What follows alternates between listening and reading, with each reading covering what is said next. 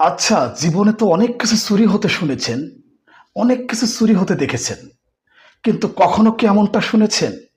মৃত মানুষের মস্তিষ্ক চুরি হতে, মৃত মানুষের মগজ চুরি হতে, মৃত মানুষের ব্রেন চুরি হতে কখনো শুনেছেন? কিন্তু এমন একটা ঘটনা ঘটেছিল, আজকে আমি আপনাদেরকে সেটাই জানাবো। দেখেন, পৃথিবীর সবচেয়ে বুদ্ধিমান মানুষ বলা হয় আলবার্ট আইনস্টাইনকে। আলবার্ট আইনস্টাইন হচ্ছে পৃথিবীর সবচেয়ে বুদ্ধিমান মানুষ।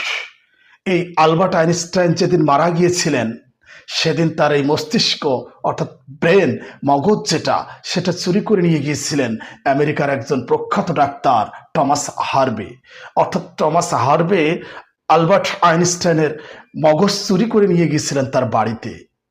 তিনি তার মগজটা চুরি করেছিলেন এই কারণে যে তিনি একটা গবেষণা করতে চেয়েছিলেন যে আলবার্ট আইনস্টাইনকে কেন পৃথিবীর সবচেয়ে বুদ্ধিমান মানুষ বলা হয়, কেন সবচেয়ে বুদ্ধিমান মানুষ বলা হতো আলবার্ট আইনস্টাইনকে।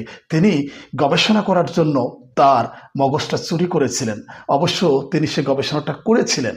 তিনি এমনটা চিন্তা করেছিলেন যে হয়তোবা আলবার্ট আইনস্টাইনের ব্রেন বা তার মস্তিষ্কের ক্যাপাসিটি অন্যান্য মানুষের তুলনায় আলাদা, অর্থাৎ আলাদা রকমের বৈশিষ্ট্য তার ছিল।